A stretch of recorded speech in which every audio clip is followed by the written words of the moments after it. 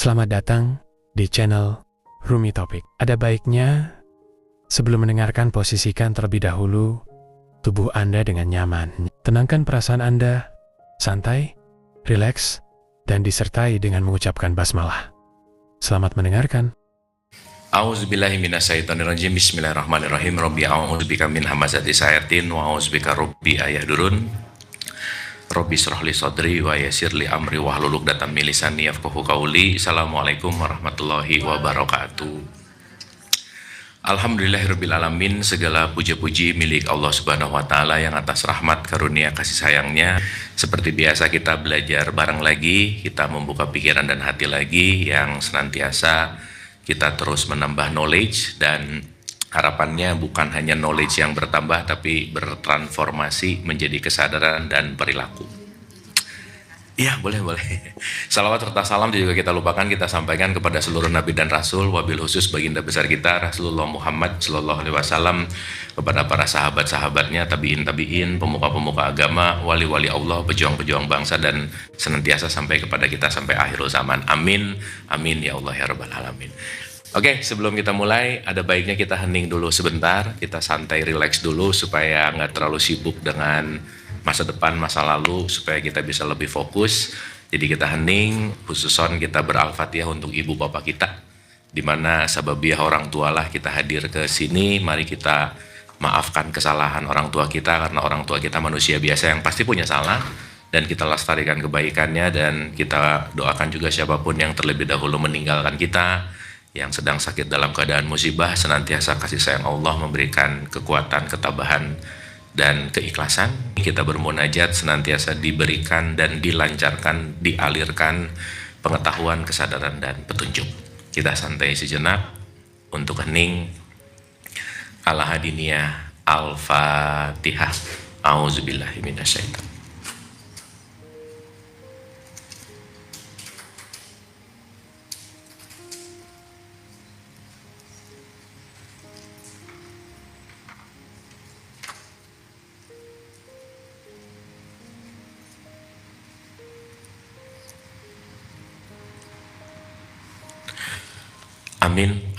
Amin ya Allah ya Rabbal Alamin. Terima kasih. Semoga udah hadir utuh di sini saat ini. Supaya semangat, kita tepuk tangan dulu dong. Oke, sebelum mulai mungkin ada pertanyaan dulu kah? Atau ada sesuatu yang kemarin udah kita bahas, atau sesuatu yang mau dielaborate? Kenapa? Oh oke, tentang hukum alam semesta ya. Ya oke. Ya boleh. Gini, kalau gitu kita bicara dari, kita ngomong basic dulu nggak apa-apa ya? Santai-santai aja ya. Oke, jadi mungkin kalau ngomongin itu, saya mau memulai dari sini, ibu-ibu. Pernah dengar kata ibadah nggak? Pernah dengar? Kalau dengar kata ibadah, yang kepikiran apa? Sholat, apa lagi? Puasa, apa lagi? Ngaji, apa lagi? Kenapa? Nikah, wah mantap nih, nikah. Umroh, haji gitu ya? Oke, sedekah, oke. Itu yang barusan disampaikan, itu ibadah atau alat untuk ibadah? Hah? Sholat itu ibadah atau alatnya? Alatnya. Nikah itu ibadah atau alatnya? Alatnya. Betul? Umroh, haji, puasa itu ibadah atau alatnya? Nah, sekarang jadi pertanyaannya, ibadah itu apa? Jadi diem gini. Hah? Oke, kan kalau di surat 51 ayat 56 itu ada kata-kata gini. A'udzubillahi minasyaitonirrajim. Bismillahirrahmanirrahim. Wa ma khalaqtul jinna wal insa illa liya'budun. Pernah dengar nggak? Aku tidak menciptakan jin dan manusia hanya untuk beribadah. Nah, memang kita langsung dikasih tahu sih bahwa sholat. Pertanyaan saya begini, kerja ibadah bukan? Ibadah. Sholat? Ibadah. Tapi kalau lagi kerja, kadang-kadang lagi meeting, ibadah dulu yuk, sholat gitu. Seakan-akan meetingnya itu bukan ibadah, betul nggak? Sip ya. Sehingga kadang-kadang mendikotomiskan mana ibadah formal ritual, dan kita lupa bahwa sebetulnya apapun yang kita lakukan dalam hidup ini ujungnya adalah untuk melakukan ibadah. Oke, sampai sini? Sip ya? Nah, berarti kalau kita melihat dari kata ibadah, ibadah itu esensi katanya sebetulnya dari kata abdi. Mengabdi. Jadi diciptakannya jin dan manusia hanya untuk mengabdi kepada Allah. Berarti kata kuncinya adalah melakukan sebuah pengabdian. Makanya kalau kita bicara konteks antara Tuhan sama kita, itu adalah Tuhan dengan hambanya. Menghambakan diri artinya mengabdi. Oke? Pertanyaannya, orang yang rajin sholat pasti mengabdi kepada Allah nggak? Orang yang rajin puasa pasti mengabdi kepada Allah nggak? Belum tentu. Karena bisa jadi mengabdi kepada egonya misalnya, mengabdi kepada gengsinya misalnya, mengabdi kepada ketakutannya misalnya, sehingga yang dilakukan dalam konteks yang dianggap beribadah, jangan-jangan pengabdiannya bukan untuk Allah gitu kira-kira. Oke, sampai sini? Dapat ya? Nah, berarti kalau kita bicara dalam konteks ibadah adalah kita semua mengabdi kepada Allah. Makanya kita disebut abdi, kita disebut penyembah, dalam bahasa Quran itu disebut sembah, tapi sebetulnya bukan sesembahan sih. Tapi kata kuncinya adalah melakukan pengabdian kepada Allah. Nah, alat-alat untuk melakukan pengabdian kepada Allah, itulah yang disebut ritual-ritual yang tadi disebutin gitu. Berarti si ritual dan alatnya ini adalah jembatan untuk kita melakukan pengabdian inti. Ujung-ujungnya adalah, nanti kalau kita mengerti, itulah ujungnya disebut dengan yang namanya Islam. Islam itu artinya berserah total kepada Allah. Berserah diri. Jadi maaf ya, Islam itu kalau saya bagi dua, ada Islam sebagai identitas, ada Islam sebagai value gitu. Betul nggak? Orang yang KTP-nya Islam belum tentu memiliki value berserah diri kepada Allah, belum tentu. Belum tentu. Sehingga orang yang KTP-nya Islam belum tentu Islami, belum tentu. Sehingga yang KTP-nya Islam belum tentu beriman. Makanya di bulan Ramadan semua orang yang Islam, KTP-nya Islam disuruh puasa nggak? Enggak, kan kalau di ayatnya, ya ayyuhalladzina amanu kutiba alaikumus siyam. Apa coba artinya? Hai orang-orang yang nggak ada loh, hai orang-orang yang KTP-nya Islam. Nggak ada. Bener nggak ini? Berarti kalau iman kaitannya sama identitas atau value? Value. Oke, kita pemanasan dulu boleh ya? Soalnya kita mau ngomongin hukum semesta nih. Berat nih. Tapi poinnya kita ngerti dulu gitu. Jadi ada identity, ada value gitu. Nah, jadi tadi kita bicara, nih ini di basic ayatnya gini. Di surat 4 ayat 125. Di surat 4 ayat 125 itu ada kalimat gini ibu-ibu. Di situ kalimat konteksnya adalah waman ahsanuddin miman aslama. Siapakah orang yang paling baik ketertundukannya atau agamanya adalah orang yang berserah diri kepada Allah gitu. Sekarang saya tanya, berserah diri kepada Allah tuh maksudnya apa sih? Menyerahkan diri kita kepada Allah tuh maksudnya apa sih? Tawadu, oke. Ketentuan, oke. Apa lagi? Takwa, oke. Tapi kalau kita bicara ngomongin berserah diri, kita perlu tahu nggak kita berserah diri kepada apa? Keadaan, oke. Takdir, oke. Nah ini banyak nih ya jawaban-jawaban dan jawabannya oke-oke. Tetapi dari semua ujung berserah diri, kalau kita mau bicara dalam konteks kehidupan ini, Allah ini memiliki sebuah sistem besar. Suka baca surat An-Nas nggak? Gimana isinya coba? Qul a'udzu birabbinas, Malikinas, Ilahinas. Pertanyaannya, di situ ada Allah mengatakan dirinya sebagai Rob, betul? Sebagai Malik dan sebagai Ilah. Berarti kalau kita ngomongin kul a'udzubi rabbin nas, Rob ini ada artinya, Malik ini ada artinya, Ilah ini juga pasti ada artinya. Betul nggak? Kira-kira 3 hal ini beda nggak? Beda nggak? Apa bedanya? Ih, diem gini ini. Kan tiap hari bisa baca Anas, betul nggak? Nah, itu yang kemarin saya bilang, bahwa membacakan, membunyikan, belum tentu memahami apa yang dibunyikan. Nah, artinya, kalau kita ngomongin dalam konteks sistem, Allah sebagai sistem yang namanya Rob itu, nanti kita berbicara tentang hukum. Maka makna Rob dalam konteks hukum ini, Rob itu artinya pengaturan, pendidikan, pengayoman. Jadi Allah memiliki sistem, di mana sistem ini nggak bisa diganggu-gugat sama siapapun gitu. Oke, ini baru. Nah, oke, sip. Sip, mantap. Sampai sini bisa follow dulu nggak? Oke ya. Supaya gini loh ibu-ibu, supaya kita itu menyembah Allah tuh nggak ngawang-ngawang gitu. Contoh-contoh, sholat itu untuk mengingat Allah, betul? Pertanyaannya gimana mau ingat kalau kita nggak kenal sama Allah? Betul nggak?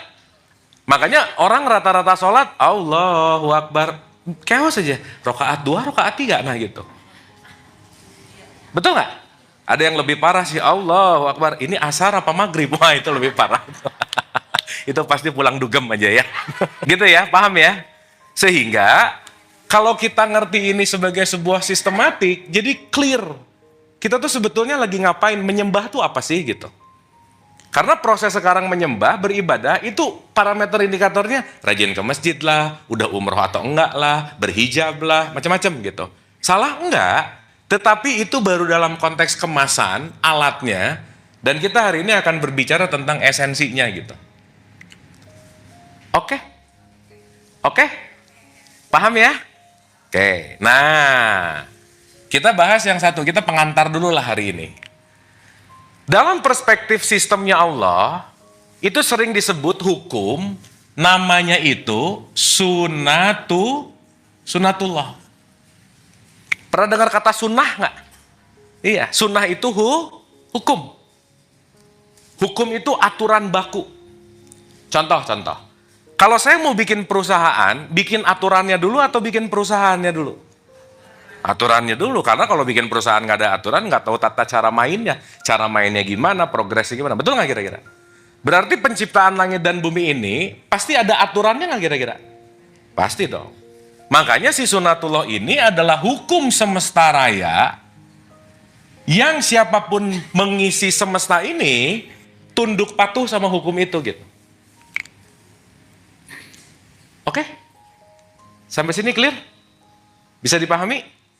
Artinya, siapapun kita, di sini nih, di kehidupan ini, siapapun agamanya apapun, suku bangsanya apapun, gak bisa menolak hukum universal yang disebut dengan yang namanya hukum semesta. Atau dalam bahasa Islam sering disebut sunatullah. Sip? Pertanyaan. Kalau sekarang kita melakukan ritual sholat, tapi nggak ngerti hukum sunatullah, kira-kira selaras nggak dengan keinginan Allah? Enggak. Dan nanti saya mau straight to the point aja ya. Ujung dari pembicaraan kita nanti, kita akan memiliki pemahaman mendalam tentang Allah. Allah itu adalah sang realitas. Sang apa? Realitas. Berarti pertanyaan besarnya, bisa nggak kita ngelawan realitas? Nggak bisa. Dan yang menjadi masalah dalam hidup, keinginanku A, realitasnya B. Keinginanku C, realitasnya D. Artinya, antara ego dan realitas nggak selaras gitu intinya. Makanya, kalau kita ngomongin konteks Islam secara value, indikator parameter orang yang memiliki value Islam, Dia berserah diri kepada realitas yang dihadirkan kepada hidupnya. Berarti orang yang Islam kira-kira banyak menerima hidup, banyak menolak hidup. Kira-kira kalau orang yang value Islamnya oke, banyak komplain gak hidupnya? Jadi indikator parameter Islam yang oke, gak banyak komplain, udah gitu aja. Oke, sampai sini? Artinya, once kita komplain terhadap realitas, berarti ada sesuatu yang kita tidak terima dalam konteks yang namanya kenyataan. Dan sorry to say, siapapun kita nggak bisa merubah realitas. Siapapun kita nggak bisa merancang realitasnya pengennya apa, karena kenapa? PR kita semua pada akhirnya hanyalah menerima realitas. Sampai sini oke? Kira-kira menerima susah atau mudah? Oh, tergantung. Iya, makanya nanti puncak dari Quran di 3 surat terakhir yang 112-nya Al-Ikhlas. Penerimaan, ya nerima transfer bagus. Oke ya, ini variabel kita hari ini yang akan kita bahas nih. Sampai sini clear? Dapat? Dapat ya?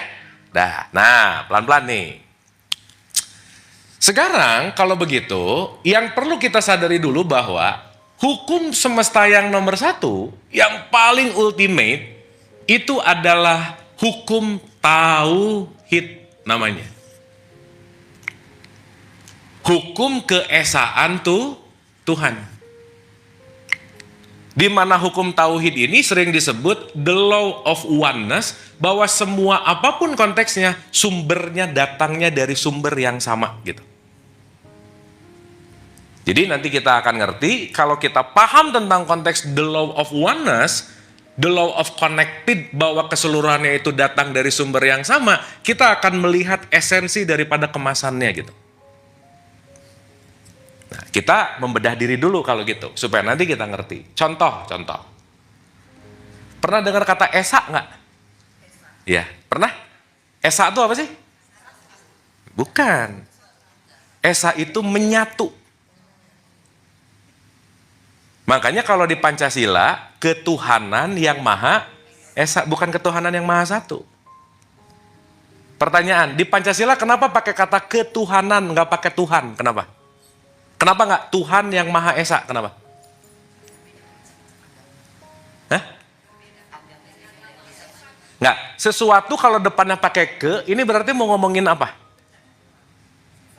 Sifat.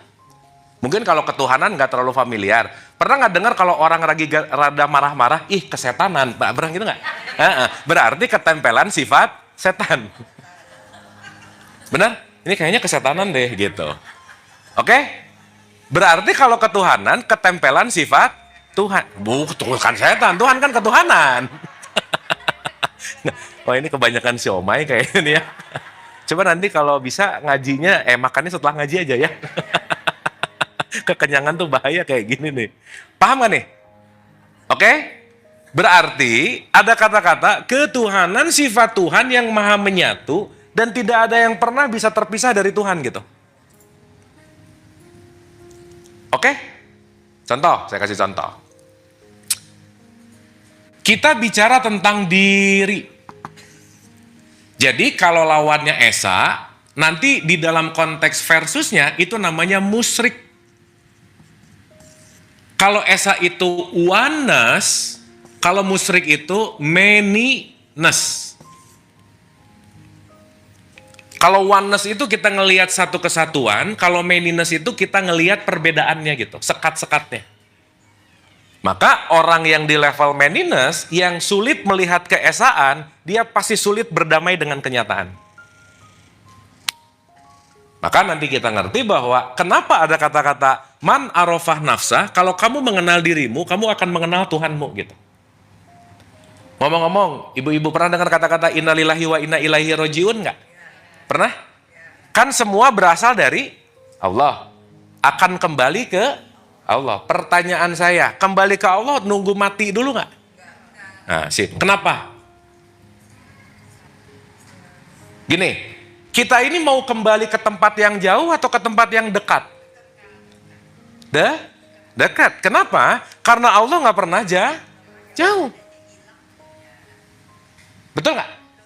Tapi karena udah ada mindset bahwa kalau orang meninggal dibacain innalillahi wa inna ilaihi rajiun, akhirnya kebanyakan pemikiran konvensional, oh kembali ke Allah nanti aja setelah mati gitu, baru pulang. Oke? Sip? Berarti Allah dekat nggak?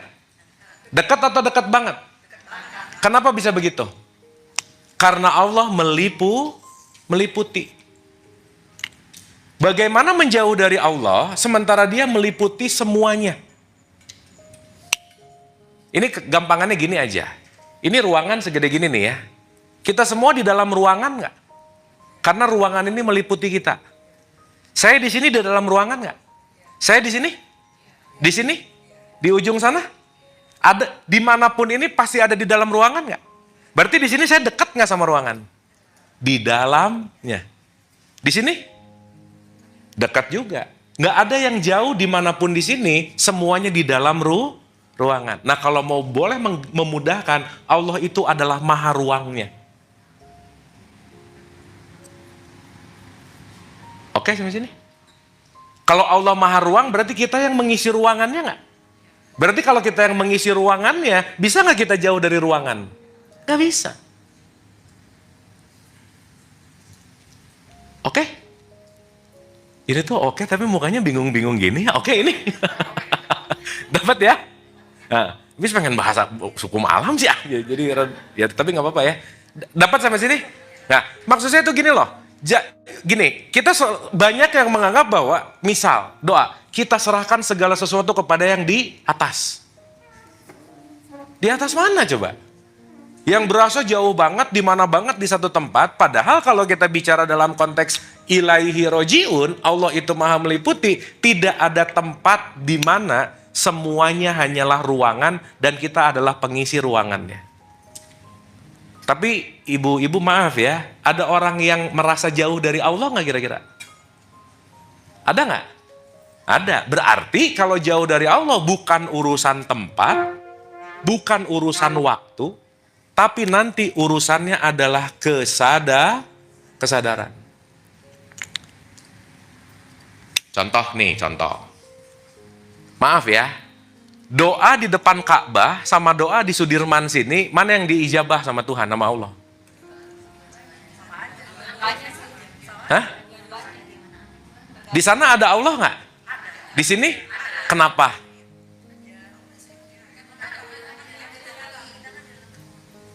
Ulangin dulu. Dengerin dulu premisnya, Allah ini meliputi langit dan bumi. Berarti semuanya diliputi oleh Dia nggak? Berarti kalau semuanya diliputi oleh Dia, ada yang di luar Dia nggak? Nggak ada dong. Berarti ini di dalamnya nggak? Di sana di dalamnya nggak? Berarti di mana-mana selalu di dalamnya nggak? Di mana tempat yang jauh dari Allah? Nggak ada dong. Betul? Tapi ada mindset kalau doa di sini lebih didengar, doa di sini enggak gitu. Ada gitu nggak? Nah. Mindset. Betul nggak? Padahal kalau kita ngerti ini, tidak mungkin ada suatu tempat dalam tanda petik yang tidak ada dalam jangkauannya Dia gitu kira-kira. Berarti dekat atau tidaknya Allah urusannya tempat bukan? Jarak bukan? Lokasi bukan? Waktu bukan? Terus apa? Kesadaran. Urusannya cuma satu aja, sadar atau tidak? Ini disimpan dulu nih. Oke? Nah, sekarang berarti kalau kita ngomongin kesadaran, tidak bisa lepas dari aku menyadari diri atau tidak gitu.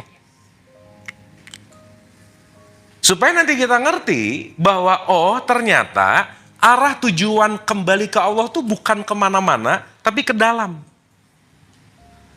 Karena nanti kita ngerti, ternyata yang selama ini aku lihat, yang selama ini atau aku perspektifkan, ternyata itu baru kemasannya gitu. Contoh, saya kasih contoh. Bagian luar diri kita adalah tubuh fisik, betul? Betul? Oke. Tertampak nggak? Tertampak.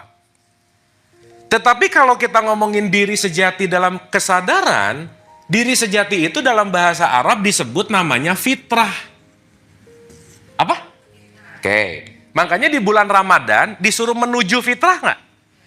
Enggak, kembali ke fitrah, bukan menuju. Disuruh apa? Kembali. Kenapa disuruh kembali?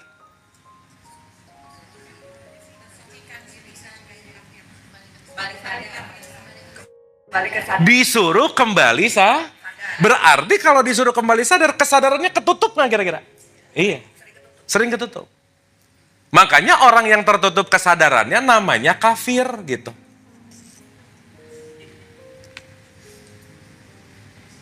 Oke, sampai sini?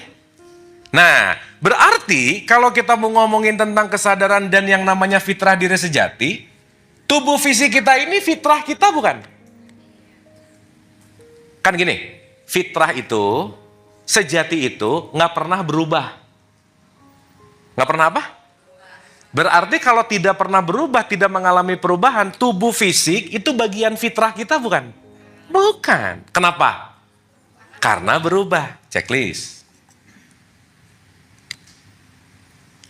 Berarti kalau tubuh fisik ini berubah, ada tubuh bagian lain, ada diri bagian lain selain fisik nggak?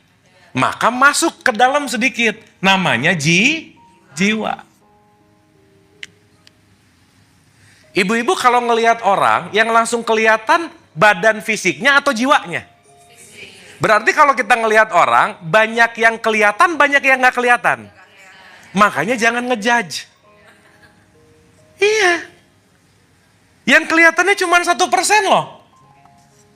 Pikirannya nggak kita lihat, perasaannya nggak kita lihat, emosinya nggak kita lihat, memorinya nggak kita lihat, traumanya nggak kita lihat. Bagian dalam yang lebih banyak potensinya itu nggak kelihatan sama kita gitu. Makanya saat kita melihat fisikal, ada kemungkinan berburuk sangka karena kenapa? We know nothing about siapapun di luar diri kita. Oke? Oke? Maka kesulitan menerima realitas karena salah menilai dari faktor yang 1%. Makanya tubuh fisik ini menjadi kemasan, menjadi cangkang, tapi bagian yang lebih esensi dari tubuh fisik namanya jiwa. Pertanyaan, jiwa fitrah nggak? Hah? Duh, jadi diam-diam gini nih. Ayo, jiwa fitrah nggak? Jiwa tuh isinya apa aja? Jiwa itu isinya pikiran, perasaan, emosi. Gampangannya gitu aja dulu.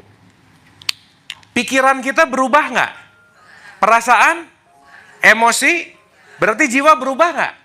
Berarti jiwa fitrah bukan? Bukan. Checklist lagi nih, bukan. Berarti pertanyaannya kalau fisik bukan fitrah, kalau jiwa bukan fitrah, terus yang fitrah yang mana? Soul kan jiwa. Nah, yang paling fitrah adalah percikan langsungnya Allah yang disebut namanya ruh.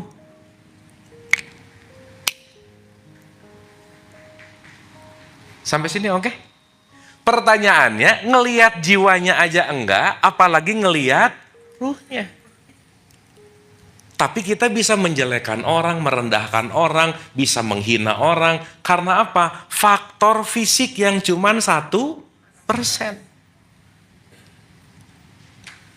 Berarti orang yang ngerti ketauhidan, orang yang ngerti hukum pertama tentang the oneness, aku tidak melihat lagi bentukannya, tapi aku tahu bahwa yang ada di dalam kamu dan yang ada di dalam aku, sumbernya sama. Betul nggak? Kira-kira kalau sadar bahwa yang di dalam kamu dan di dalam aku sumbernya sama, kira-kira bisa ngejelekin orang ini nggak kira-kira? Enggak. Karena nanti yang tadi saya cerita, di sini bisa jadi kita melihat identitas. Maaf ya, bisa nggak kita memperlakukan orang gara-gara identitasnya? Bisa banget. Ada jenderal sama tukang bakso misalnya.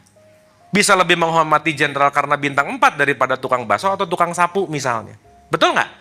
Tapi kalau ngerti the law of oneness, mau jenderal, mau tukang bakso, mau apa, nggak peduli karena kenapa? Isinya semua percikan Tuhan gitu.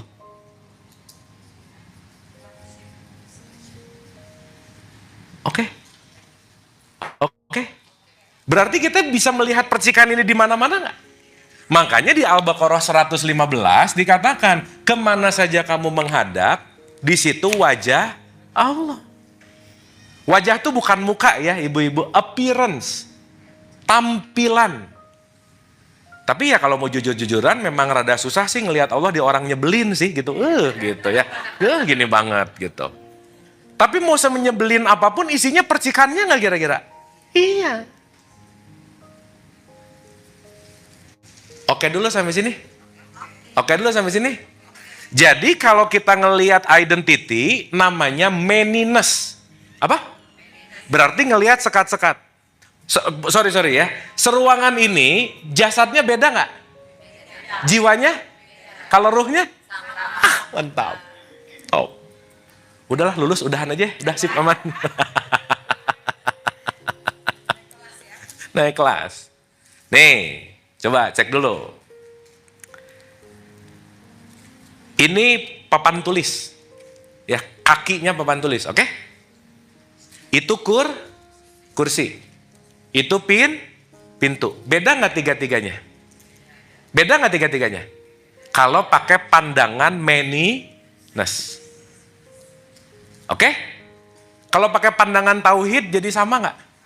Sama-sama apa? Kayu. Ngelihat ini kayu. Ngelihat itu. Berarti ini kayu yang dikasih nama kaki papan tulis. Itu kayu yang dikasih nama kursi. Itu kayu yang dikasih nama, tapi tiga-tiganya mantap.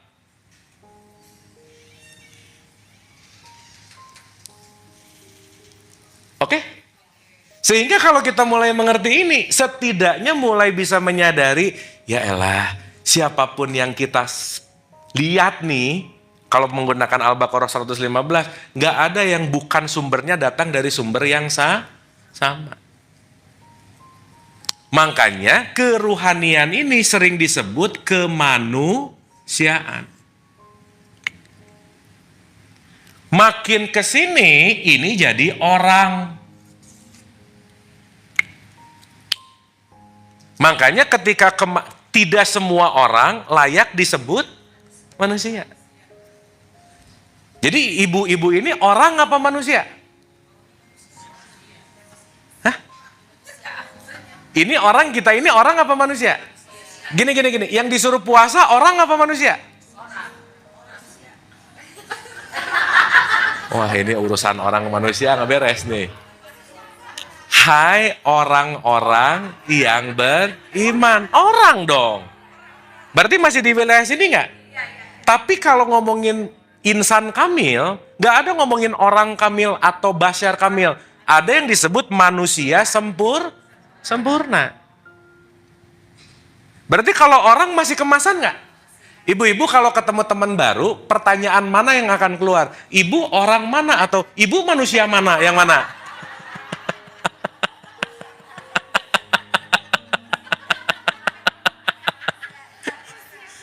Hah? Berarti maaf nih. Kalau tubuh fisik lahirnya beda-beda nggak? Dari Bandung, Jakarta lah, Makassar lah, terserah. Betul? Tapi kalau sumbernya, kalau si ruh ini percikan, lahir dari sumber yang sama nggak? Maka kalau kita melihat keruhanian, kemanusiaan kita muncul gitu. Bukan keorangan. Makanya nggak ada kata-kata semanusia orang, nggak ada. Seorang manusia. Oke? Maaf ya, berarti kita awalnya apa? Manusia. Ketutup sama lagi mau kembali jadi mantap. Pintar. Jadi saya lagi ngomong sama apa?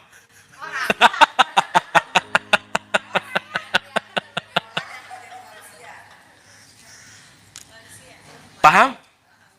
Paham? Berarti kita ini kemurnian yang ketutup oleh kemasan. Makanya kemurnian yang ketutup oleh kemasan. Sebisa mungkin kemasannya ini dilepasin, kembalilah kepada kemanusiaan. Makanya Ramadan itu disuruh kembali ke fitrah. Ramadan itu pembakaran, bakar semua. Jadi ginilah kira-kira. Maaf ya, kalau kita ngelihat foto orang di sosial media, please nggak usah percaya banget karena rata-rata pakai filter gitu. Benar? Suka kecewa kalau ketemu aslinya gitu. Ya, paham ya? Oke. Ada nggak orang yang nggak pede kalau posting nggak pakai filter? Ada nggak? Berarti dia lagi ngeposting keorangannya, bener nggak? Pakai filter. Berarti kefitrahan kita, keaslian kita, lagi terfilter oleh sesuatu nggak kira-kira? Iya. Makanya kata kuncinya, kembalilah ke fitrah. Sampai sini oke? Sampai sini oke? Berarti yang membuat hidup ini chaos, dari 3 ini yang mana? Yang ngebuat bete, kesel, marah, benci, dengki, iri dari ruh, jiwa, sama fisik yang mana? Jiwa, ini nih. Kenapa? Karena jiwa ini menjadi program kita yang bisa menutupi kefitrahan untuk melihat kenyataan. Sampai sini oke? Sampai sini oke? Bener oke nih? Oke, contoh lagi, contoh. Pelan-pelan nggak apa-apa ya? Nggak apa-apa ya? Supaya kita lebih kenal dulu, oh ternyata jangan-jangan selama ini yang aku concern cuman ujung-ujungnya aja. Contoh, ibu-ibu sholat, itu kegiatan fisik, jiwa atau ruh? Hah? Jadi waktu sholat jiwa nggak ngapa-ngapain dong? Enggak, saya mau nanya yang udah-udah ibu-ibu kalau sholat, itu concernnya di fisiknya, di jiwanya atau di ruhnya? Fisik. Makanya urusannya gerakan terus. Betul nggak? Sekarang saya tanya, kalau fisiknya diregulasi dengan sholat, jiwanya diregulasi dengan sholat, kira-kira keji dan munkarnya turun nggak? Turun dong. Makanya sholat itu mencegah perbuatan keji dan, jadi ada nggak orang rajin sholat tapi tetap rajin ngegosip? Ada?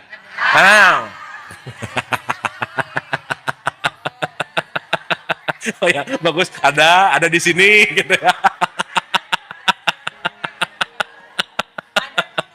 Oh iya, nunjuk ya. Gitu. Ini kalau ngaji sama geng arisan gini sih ya, nggak apa-apa ya. Jadi sorry ya, ulang nih. Balik nih ya. Kalau tadi ibadah ngomong sholat, tapi cuman fisiknya yang sholat, jiwa sama ruhnya kira-kira dikasih nutrisi nggak? Enggak lah.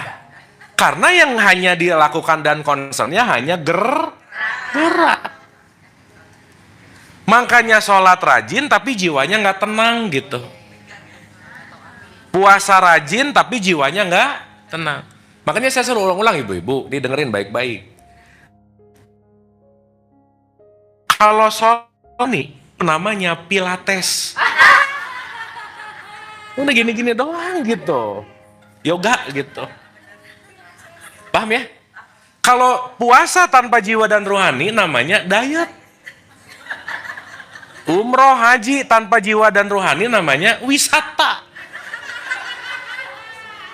Udah wisata doang gitu.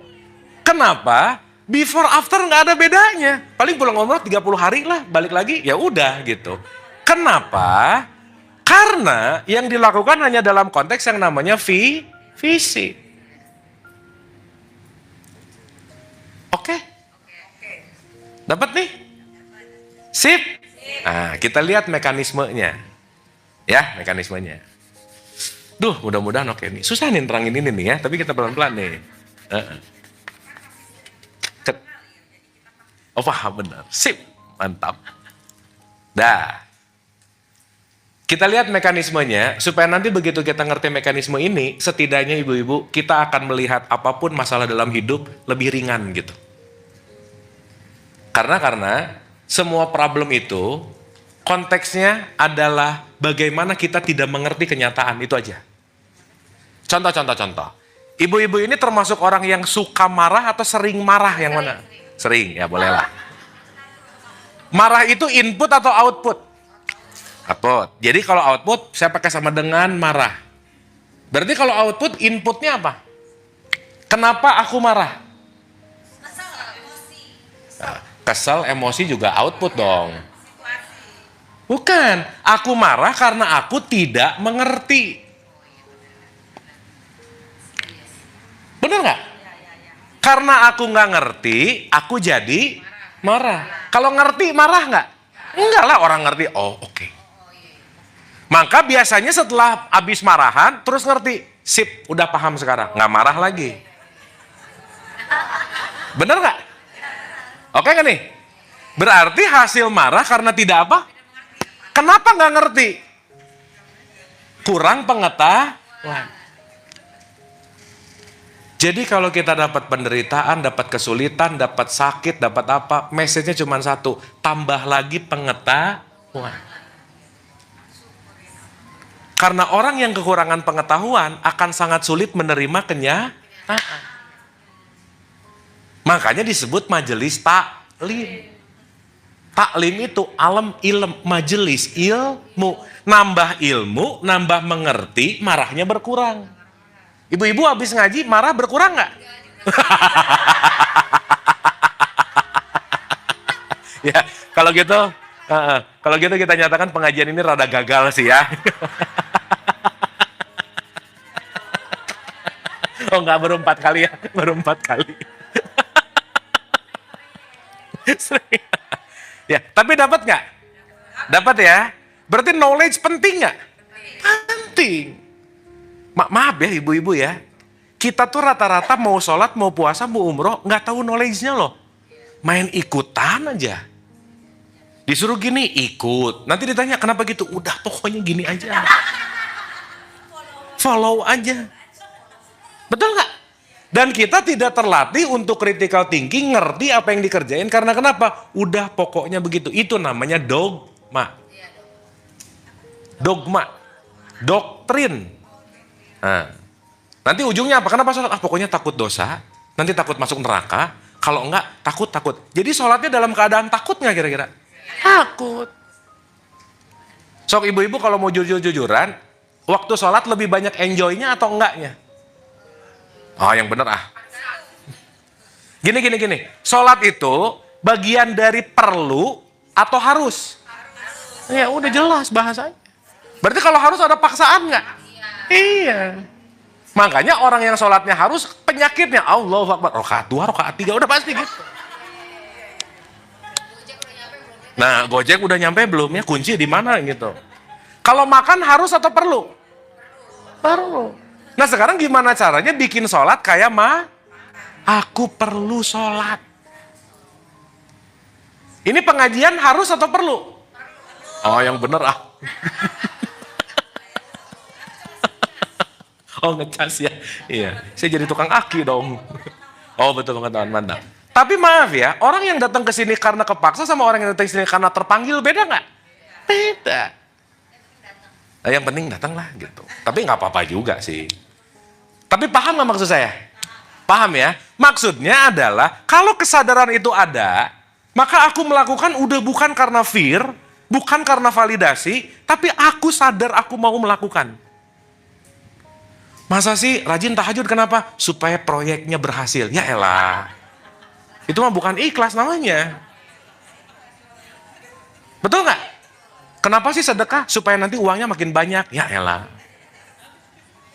Jadi maaf ya, alih-alih ngerasa ibadah, padahal lagi dagang gitu sama Tuhan gitu. Ya, ngaji rajin pengen pahala. Sholat rajin pengen pahala. Pengen surga. Artinya apa? Dilakukannya bukan dalam wilayah sadar. Oke. Dapat nih? Jadi bagian paling luar diri kita apa namanya? Jasad. Fisik. Expired nggak? Udahlah, ini mah pasti expired aja. Mau digimanain juga. Masuk ke dalam jiwa, berubah nggak? Berubah. Berarti yang paling nggak akan berubah yang namanya fitrah, itu disebut yang namanya ruh. At least kita ngerti dulu ini. Dan ruh ini, percik dalam bahasa Quran, aku tiupkan. Berarti percikannya langsung Allah gitu. Makanya ibu-ibu, kalau ruh ini namanya hidup. Sisanya ke sini namanya drama hidup gitu. Oke? Berarti kalau tiap hari aku ngasih makan drama hidup, yang kejadian drama mulu nggak kira-kira? Nah, drama. Berarti supaya bebas drama hidup, kembalilah ke fitrah. Paham sampai sini? Oke sampai sini? Yuk kita lihat nih prosesnya. Kita lahir nih, berbentuk fitrah. Oke? Fitrah nggak lahir nih? Fitrah. Sedetik abis lahir, kita langsung dikasih program sama orang tua kita. Kita langsung dilepasin dari fitrah. Betul nggak? Pertama dikasih nama. Nama keturunan. Dikasih agama milih nggak? Enggak, dikasih. Betul? Berarti kita ketempelan banyak hal nggak kira-kira? Iya. Di sini mulai ada konsep, di sini mulai ada program pikiran, di sini mulai ada baik buruk, di sini mulai ada semuanya. Jadi ini lebay sih, 1 detik lahir, kita langsung lepas dari fitrah. Oke? Berarti begitu kita lahir, katakanlah ini yang disebut dengan yang namanya realitas. Berarti kita memandang realitas tergantung dari program yang diberikan ke kita nggak kira-kira?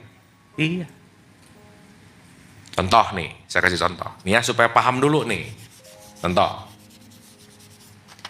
Ada 3 anak lahir. Oke, 3 anak lahir. Si A, si B, si C. Si A lahir di satu keluarga. Dikasih program kuning. Kacamata kuning. Ini dikasih kacamata merah. Ini hijau. Beda-beda nggak kacamatanya? Berarti si A dapat program kuning, si B dapat program merah, si C dapat program ngeliat kertas warnanya putih. Kertas warnanya apa? Karena si A pakai kacamata kuning, begitu ngelihat kertas putih, dia akan jawab warna apa kertas itu? Kenapa? Karena dia udah punya program kuning. Betul? Si B akan ngejawab apa? Si C? Kalau 3-3-nya ngobrol bisa berantem nggak? Kenapa mereka berantem? Karena mereka menggunakan kacamatanya masing-masing. Oke? Benar, salah, baik, buruk, penilaian, ina itu dan semuanya tergantung dari sudut pandang. Jadi maaf nih, once kita nggak mau ngelepas kacamata, kita nggak bisa ngelihat warna putih itu gitu. Berarti pertanyaan besarnya, saat kita tahu bahwa kita ini sudah dilengkapi dan sudah ditempelin nama program, semua penilaian kita perlu hati-hati nggak kira-kira? Iya. Maka, kenapa keributan terjadi? Karena disadari atau tidak, kita melihat kehidupan ini tidak seapa adanya. Contoh, dengan program kuning, si A punya ekspektasi nggak? Punya dong. Si B punya ekspektasi nggak? Punya. Si C? Sekarang saya tanya, ketika ekspektasinya lebih besar dari kenyataan, masalah nggak buat dia? Kecewa. Jadi ibu-ibu masalah dalam hidup banyak nggak? 1. Keinginanku enggak kejadian. Udah itu aja. Betul nggak? Jadi mau apapun problem dalam hidup, ujung-ujungnya adalah program yang ketempelan, yang ditempelin, nggak selaras dengan Pertanyaan saya, yang dirubah kenyataannya atau programnya? Ah, mantap. Berarti perlu merubah pola pikir nggak?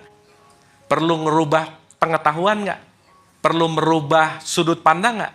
Dan yang menarik, semua program ini mengerak menjadi yang namanya habits. Apa? Akhirnya saat ini udah jadi habits, maka segala sesuatu yang kita lakukan keseharian udah nggak mikir lagi, karena ini akan menjadi yang namanya auto respon. Salah satunya watak. Oke? Aduh, oke nggak ini? Paham? Paham ya? Berarti kita perlu merubah program diri nggak? Iya. Jadi watak terbentuk karena habit. Salah satunya. Bukannya watak dulu biar jadi habit. Jadi dia udah ada bahan bakunya dan nanti dilatih. Kebiasaan itulah akan jadi watak gitu ya. Betul. Karakter. Meskipun karakter itu nanti memang ada basic desainnya, iya. Tetapi yang perlu kita waspadai sebetulnya bukan dari konteks itunya, tetap dari konteks wataknya, tetapi dari konteks yang namanya habits. Kebiasaan. Kenapa? Genetik itu lebih kepada bakatnya. Tapi bagaimana kita mengolah itu adalah pilihan. Ingat ya, bakat itu, genetik itu 5%. 95% itu lingkungan urusannya. Gitu. Oke? Oke? Berarti, maaf ya, keyakinan termasuk di dalam habits juga nggak kira-kira? Iya. Maka, ketika di sini ada keyakinan dan di sini ada kenyataan, yang akan selalu menang yang mana?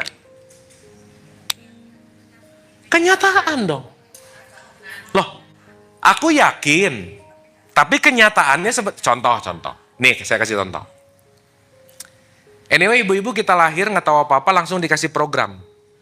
Misalkan ibu saya ngasih keyakinan ke saya, Abu, kamu yakin aja ya kalau kamu nanam cabai nanti keluar durian. Ya, bisa nggak saya dikasih keyakinan gitu? Bisa yakin nggak saya? Karena yang ngomongnya figur otoritas. Betul?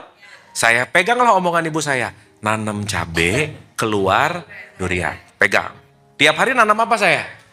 Doa sama Allah, ya Allah, semoga keluar durian. Yang keluar apa? Berarti secara realitas kalau nanam cabai keluar apa? Bisa nggak nanam cabai keluar durian? Seyakin-yakinnya dirimu ketika nanam cabai keluarnya durian, nggak akan kejadian.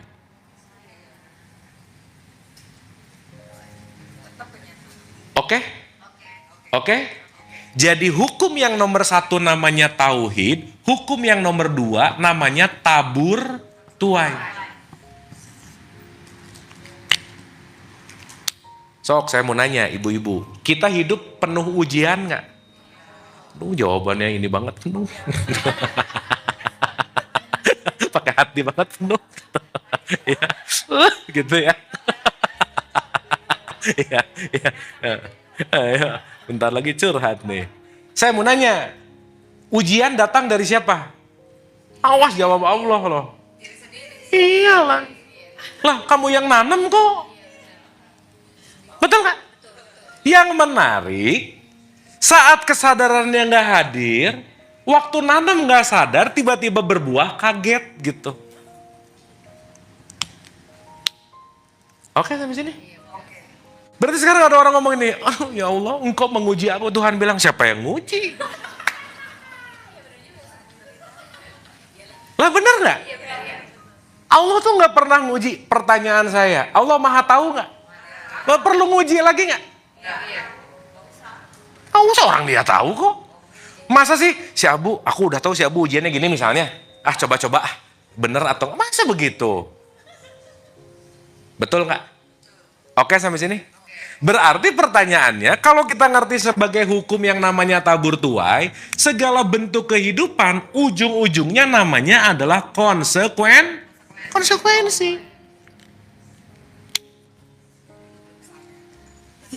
Jadi Allah menghukum kita nggak? Allah itu memiliki hukum, tapi bukan menghukum. Pertanyaannya, maaf ya, kalau kita nggak tahu hukumnya, kita akan kena konsekuensinya nggak? Iya. Berarti kalau dalam tanda petik kemalapetakaan, penderitaan, hal buruk terjadi, yang paling bermasalah kira-kira siapa? Gitu. Oke? Sip. Berarti pertanyaannya lagi, maaf ya, ini kadang-kadang banyak banget yang menyalahkan Allah, seakan-akan semua konteks apapun yang namanya ujian lah, derita lah, azab, semuanya datang dari siapa? Dari Allah. Ada yang bawa Quran nggak ya? Tolong bukain dong surat 42 ayat 30, silakan. Ayat 30. Ini online nyala nggak? Cek, ntar ya, saya cek dulu nih kayak mati. Cek Wan.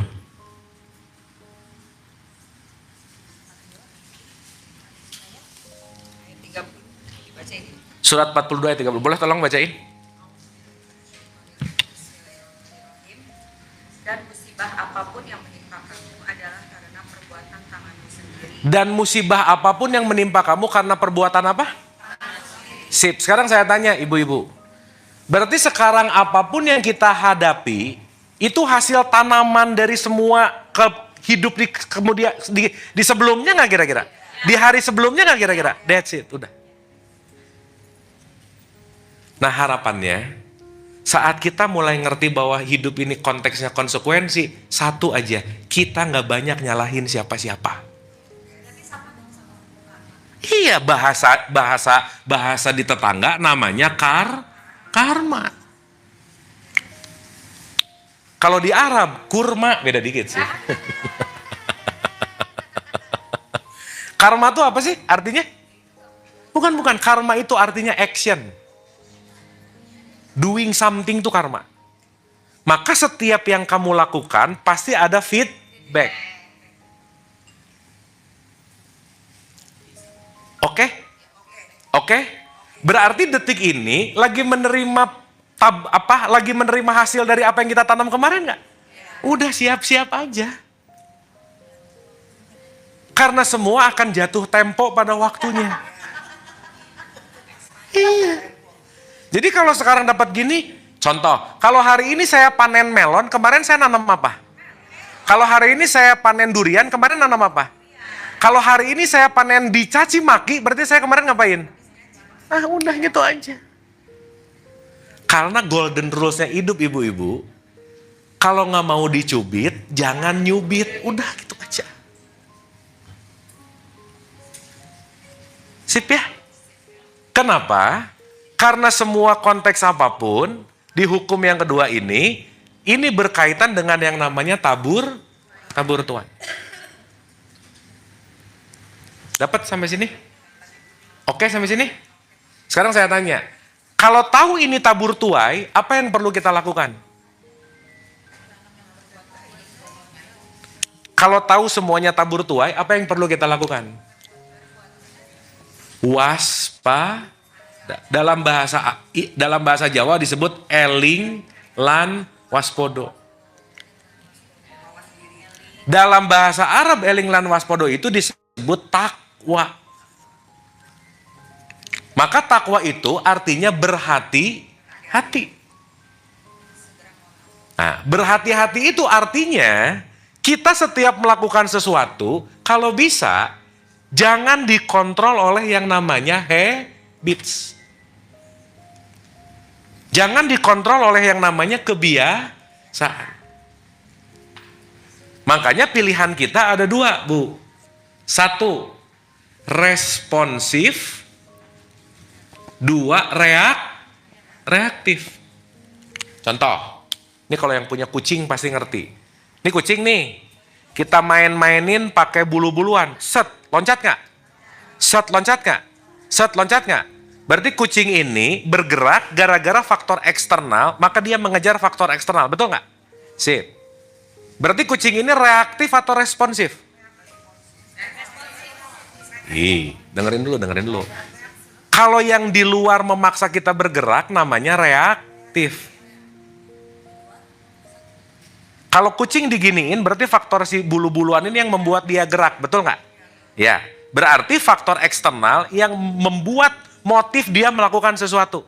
Itu namanya reaktif. Sekarang saya tanya, pernah nggak ibu-ibu namanya dijelekin orang lain sakit hati? Namanya reaktif. Ngomong gini, woi ngambek. Ngomong gini, woi apa bedanya sama kucing yang loncat-loncat tadi gitu? Bener nggak? Bete deh gini. Kenapa? Karena kita terganggu oleh faktor eksternal. Betul nggak? Padahal maaf nih, orang lain bisa bikin kita sakit hati nggak? Kok banget sih? Orang lain bisa bikin kita sakit hati nggak?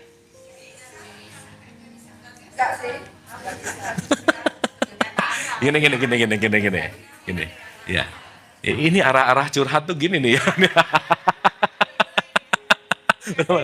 Dengar. Nih, dengerin dulu pertanyaannya. Gini. Kita pernah ngelihat sebel sama orang nggak? Pernah dong. Gitu pernah? Saya mau nanya. Yang menyebalkan itu orangnya atau program kita terhadap orang itu? Kacamatanya nih. Nah. Berarti dia menyebalkan atau aku memaknai dia menyebalkan? Ibu-ibu ingat ya, semua di luar diri kita sifatnya netral. Oke? Pertanyaan.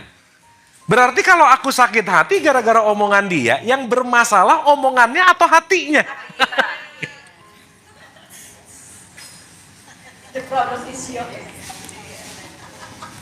Kan saya selalu ulang-ulang ya, ini saya pertemuan kedua kalau nggak salah saya ngomong gini, ibu-ibu please, jangan menyimpan remote control bahagia kita di orang lain. Titik. Karena kalau remote control kita dibahagia di orang lain, semua orang di luar kita yang ngatur mood kita, perasaan kita. Dia gitu, semuanya dikontrol. Jadi budak namanya. Jadi victim. Ya aku tuh gini gara-gara kamu, aku tuh gini gara-gara ini, gara-gara.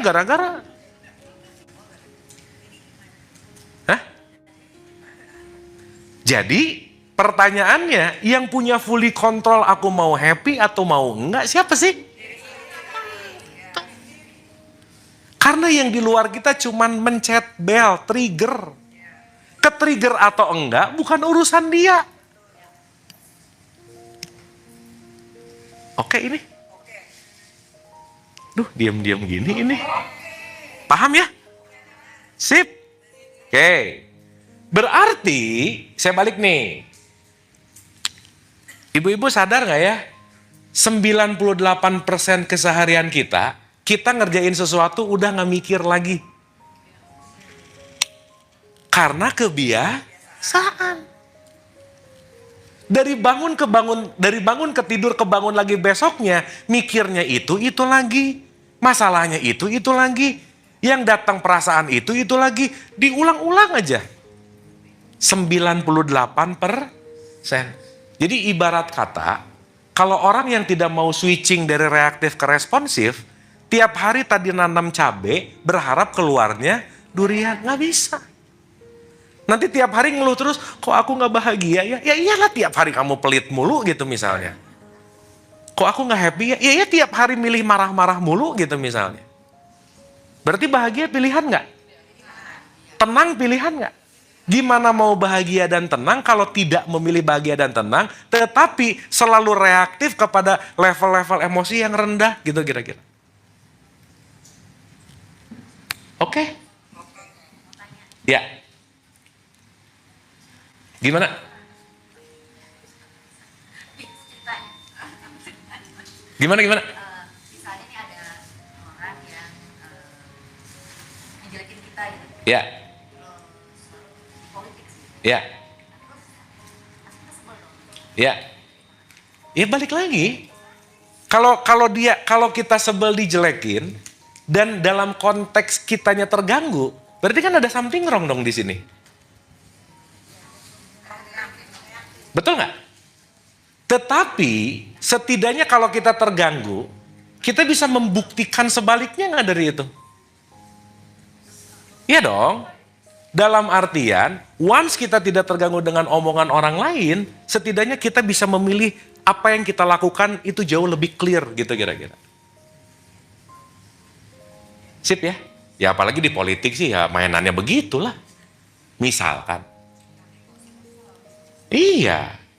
Karena konteksnya, maaf nih, saya ulang sedikit ya. Ini mau di level apapun sih. Setiap apapun yang gini, supaya kita paham nih. Kalau kita sakit hati, sakitnya udah ada atau belum? Hah? Pernah ngerasain sakit hati? Berarti sakitnya di sana atau di sini? Sakitnya omongannya atau di sini? Postingannya atau di sini? Berarti problemnya di mana? Nah itu dulu. Ya. Nih saya kasih analogi ibu-ibu supaya paham nih. Kalau saya punya luka di sini, tangan saya dipegang, sakit nggak? Hah? Enggak dong, kenapa? Kan lukanya di sini. Pipi saya dipegang, sakit nggak? Tapi begitu teman saya gini nih, sakit nggak? Berarti teman saya cuma ngingetin bahwa kamu ada luka di situ. Paham nggak? Berarti kalau ada omongan orang lain bikin sakit hati, lukanya udah ada, dia cuma ngingetin ada luka loh di situ. Yang mungkin luka itu tidak disadari. Paham? Kalau kira-kira nggak ketemu orang ini, luka yang nggak disadari, luka sakit terus-terusan nggak? Iya dong, kan nggak disembuhin, nggak disadari, betul nggak? Maka ibu-ibu, pada akhirnya kita akan sangat berterima kasih sama orang yang paling kita benci, karena tanpa mereka kita nggak akan ada di kelas ini. Kita nggak akan ada di kelas kesadaran ini. Kita nggak akan ada di kelas ini nih, di level kesadaran itu nggak mungkin. Karena level kesadaran yang naik nggak bisa enggak, pasti ditempa oleh penderitaan, kesakitan, kesulitan. Tidak ada tempat bertumbuh yang senang tuh nggak ada. Maka dikit nih, karena pertanyaannya ke situ. Kalau dalam perspektif tasawuf, perjalanan kembali ke Tuhan tuh ada 3, ibu-ibu. 1, the way of love. 2, the way of knowledge. 3, the way of suffering. Tanpa suffering, gak akan ketemu cahaya ilahi, gak mungkin. Maka kalau Rumi selalu mengatakan, luka adalah tempat cahaya masuk. Ibu-ibu kalau nggak sakit hati, nggak banyak bete, males belajar gini-gini pasti gitu. Nggak ada begitu happy, lagi kaya-kayanya, lagi happy-happynya kita ngomong, kita ambil hikmah dari kebahagiaan. Nggak ada. Betul nggak? Berarti hikmah selalu lagi ada di mana? Di kesulitan. Yang kedua, yang ketiga. Ini tanaman kira-kira bisa tumbuh subur karena dikasih apa? Pupuk. Air. Tapi basically pupuk aja ya supaya gampang. Pupuk terbuat dari apa? Kotoran.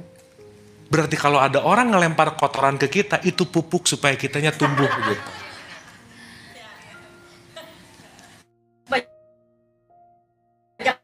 Itu orang yang sering dikasih pupuk. Berarti kesempatan tumbuhnya banyak. Sekarang saya tanya, mohon maaf ya. Kira-kira pencerahan itu datang dari banyak pertanyaan nggak? Kira-kira pertanyaan datang dari banyak penderitaan nggak? Penderitaan datang dari banyak masalah nggak? Berarti masalah akan membuat kita banyak pertanyaan untuk menuju kepada pencerahan. Maka tiap masalah mengarahkan kita menuju kepada pencerahan. Nah, sih.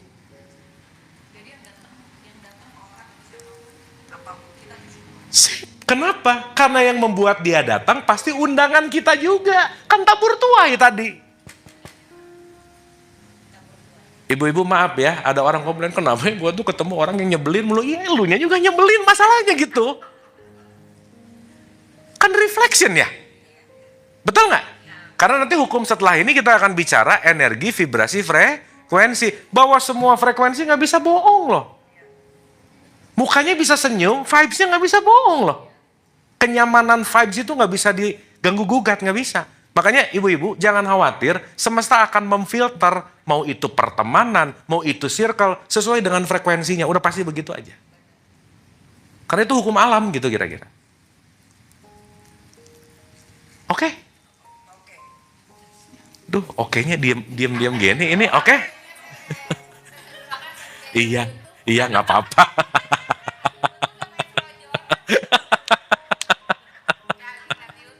Oke, lihat YouTube. Oke, dapat? Dapat ya? Oke, kita nggak usah buru-buru, nggak apa-apa ya. Ini kita mau ngomongin 20 hukum nih, banyak banget nih. Wah, ini setahun kali ya. Tapi maksud saya ibu-ibu, saya selalu ulang-ulang begini. Ini semua yang kita bahas hari ini nggak usah ngerti semua. Nggak usah. Tapi fokus aja apa yang kira-kira jadi pelajaran paling penting hari ini. Dah, fokus di situ. Karena masing-masing kita wadahnya beda, betul nggak? Kebutuhannya beda, betul nggak? Fokus aja yang kira-kira aku dapat banget di bagian ini. Udah, nggak usah semuanya ngerti. Ya. Berarti kalau seandainya apa yang terjadi sama kita saat ini adalah apa yang kita lakukan dulu. Kalau kita lagi terpapar masalah, ujian apapun itu, doanya berarti, ya Allah, apa aku terima ujian, apa doa yang apa doa yang pas untuk kita lempar ke semesta supaya kondisi itu berubah. Oke. Selain kita menerima, harus siap menerima konsekuensi. Oke. Sekarang saya mau nanya nih. Ya, dikit belok nih. Ini di save dulu ya. Oke nih. Ctrl S nih, save ya di sini nih. Ya, awas jangan lupa. Nah.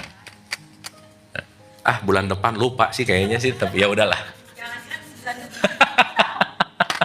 Habis Isa juga lupa nih. Nih, saya mau nanya nih. Doa. Pertanyaannya. Kalau Allah itu dalang, kita itu wayang.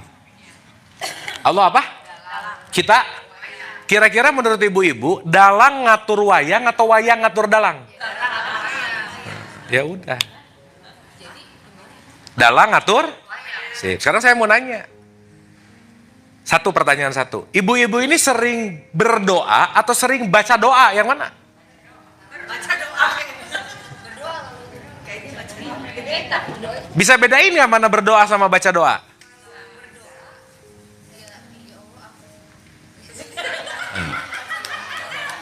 Allahumma rabbik firli wali walidayya warahmamah. Itu baca. Ya Allah, semoga ini. Nah. Kalau berdoa? Itu mah ngatur ya.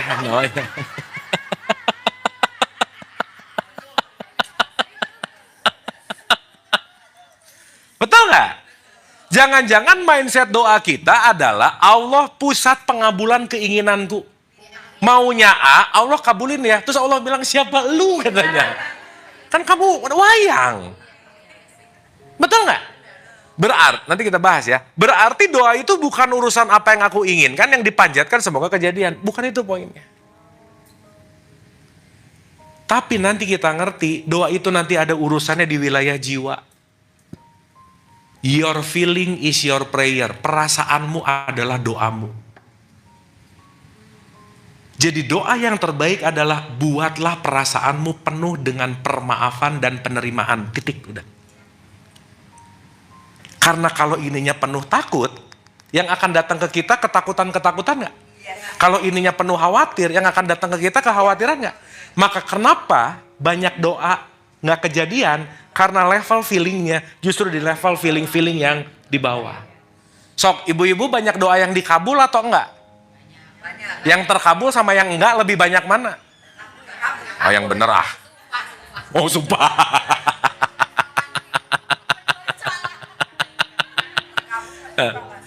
Oh, terkabul bagaimana sadar. Jadi maksud saya, kalau kita berpikir doa adalah Allah mengabulkan keinginanku, ya itu not the point lah gitu kira-kira. Karena urusan doa itu bukan kata-katanya, bukan bahasanya, bukan panjang pendeknya, tapi sikap hatimu. Gitu. Makanya esensinya saat apa yang datang ke kita tergantung gelombang ini ada di level apa gitu. Kenapa sih banyak doa gak kekabul? Doanya lagi takut, ya Allah, ini gimana? Berarti dia lagi di bawah gak? Berarti kalau dia lagi sedih, yang akan datang apa? Mau bagus apapun doanya, tapi kalau hatinya sedih, yang datang sedih lagi pasti. Oh, iya percaya, tapi gini, yang perlu membuat hati kita tidak terlalu banyak di level emosi rendah. Jadi kalau yang ngajarin doa sampai mewek-mewek biasanya ya? Bukan salah sih. Oh, iya. Iya. Nah mewek abis gitu merasa salah, merasa apa, yang datang di situ lagi gitu. Iya. Dan maaf ya, kadang-kadang mewek itu dijadikan sebagai, bukan alat sih, dijadikan sebagai indikator parameter orang sholatnya khusyuk. Ini khusyuk ya, sholat mewek ya, padahal baru diputusin pacarnya gitu. Kan bukan itu gitu. Kenapa? Itulah yang disebut the law of attraction. Tapi ingat, you attract not what you want. Kamu bukan mengattract apa yang kamu mau, you attract what you are. Kamu mengattract perasaanmu. Pengennya bahagia tapi di sininya khawatir mulu, nggak bisa. Oke? Sip? Paham ya? Kesimpulan, kita simpulkan dulu. Sip, yuk. 1. Allah ngurus kita satu-satu nggak? Si A diurus, si B diurus gitu nggak? Enggak lah, kan ada sistem. Masa polisi di tiap ada stopan ada satu polisi stak, masa gitu kan? Enggak, ada sistemnya. Menggunakan hukum. Berarti hidup ini nggak bisa lepas dari hukum sunnatullah. Oke? Jadi mau sholat, mau puasa, mau umroh, nggak bisa ngelawan hukum tabur tuai gitu. Paham ya? Sehingga nanti kita ngerti esensi dari ibadah mengabdi, salah satunya adalah mengabdi kepada hukum abadi ini. Karena kalau kita ngerti hukum abadi ini, kita akan sadar bahwa, oh iya ya, saya tahu bahwa hidup ini tabur tuai, jadi apa yang akan saya lakukan, saya akan lebih hati-hati karena sadar apapun yang saya lakukan akan kembali ke saya juga. Oke? Dan harapannya, kita melakukan jauh lebih sadar daripada reaktif. Jauh lebih responsif daripada reaktif. Nah, ibu-ibu, salah satu pembelajaran kita untuk lebih bisa responsif, nggak ada cara lain. Latihlah untuk pandai memaafkan kesalahan orang lain. Titik. Once kita nggak punya forgiveness, kita susah untuk jadi orang-orang yang responsif. Susah aja. Makanya tingkat permaafannya ditinggiin. Kalau kita udah bisa memaafkan, ingat ya, memaafkan itu skill. Gak ada orang yang jago, maaf, ini pengajian rajin bisa bikin orang jago memaafkan gak? Enggak. Soalnya suka ada yang GR pulang pengajian, aku solehah banget, belum. Baru pulang pengajian, ya. Oh solehah sih gitu, belum. Ya, berarti pertanyaan saya kalau kita mau ahli memaafkan harus apa? Banyak ketemu orang nyebelin. Bener gak? Berarti kalau orang nyebelin datang, alhamdulillah lagi mau belajar memaafkan. Sip ya? Berarti masalah membuat kita terbuka pada kesadaran gak? Orang menyebalkan membuat kita pintar memaafkan gak? Oleh karena itu penutupnya saya doakan ibu-ibu semoga hidupnya banyak masalah. Udah gitu. Loh, iya Bu. Sabar apa minta hatinya lapang? Ya gini loh Bu, mau minta-minta nggak dikerjain dan nggak dilatih nggak bisa juga. Betul kan? Kalau minta sabar, ujiannya malah datang. Iya. Tapi kalau kita hatinya lapang, kita terima tuh acceptance. Iya. Atas apa yang kita. Iya gini Bu, Ibu mau minta mau nggak ujian mah pasti datang aja udah, gitu aja. Jadi nggak ada manusia nggak. Iya nggak ada lah, namanya juga hidup. Yang uji siapa? Diri sendiri atas dasar tabur tuai. Oke? Sip ya? Bukan urusan mintanya sih, tapi melatihnya itu yang jauh lebih baik. Nah, sip. Oke ya? Dapat sesuatu hari ini? Dapat ya? Sip. Alhamdulillah. Buka puasa. Buka puasa. Oke, ibu-ibu, sebelum kita tutup, kita doa sebentar untuk hening, untuk merefleksikan apa yang kita dapat. Rasakan dan refleksikan hari ini dapat apa, dan lepaskan semua beban-bebannya. Dan kita niatkan untuk terus bertumbuh, terus memperbaiki, dan terus mau belajar. Santai dan rileks, lepas. Al-Fatihah. Auzubillah.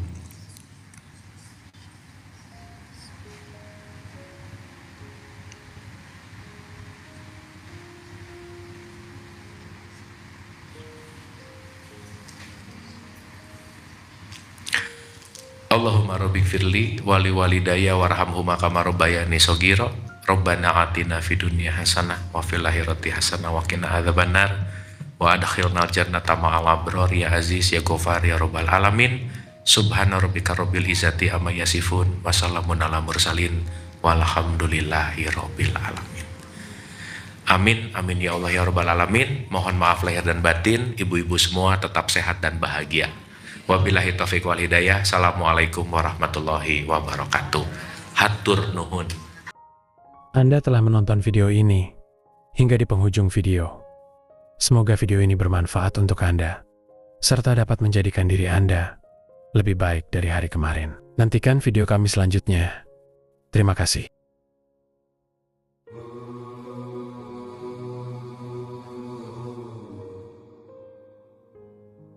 Bukan dari Adam, Hawa, taman surgawi atau Firdaus. Tempatku tidak bertempat, jejakku tidak berjejak.